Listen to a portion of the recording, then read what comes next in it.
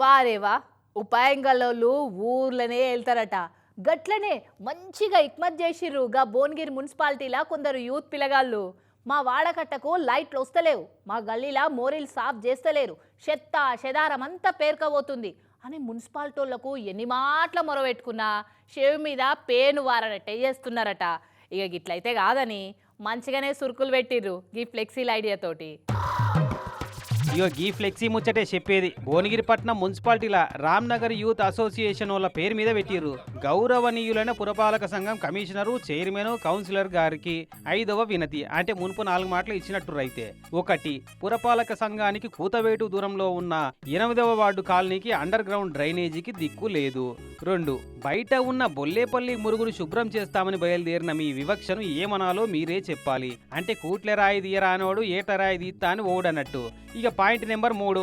రక్తంతో కట్టిన పన్నులు మావి. పలుమార్లు విన్నవించినా పలకని పురపాలక గణం.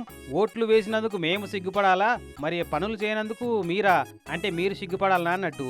అనిట్లా సమస్యల మీద పట్టిపరవలేనట్టు ఎత్తున్న మున్సిపాలిటీలకు గౌరవనీయులైన అని సంబోధించుకుంటా మర్యాదగానే సొట్లు పెట్టిరు అక్కడి యూత్ పిల్లగాళ్ళు.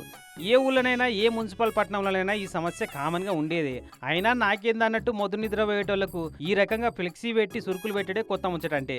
మరిగా ఈ చూసన్న పెండింగ్ లో పడ్డ పనులు ఏమన్నా ముంగట వేసుకుంటారో, లేదంటే ఆ పెంట్ అంతా ఎత్తుకొచ్చి మున్సిపల్ ఆఫీస్ ముంగట డంపు చేసేదాకా చూస్తారో భువనగిరి మున్సిపాలిటీ వాళ్ళ పాలక అధికార గనులు.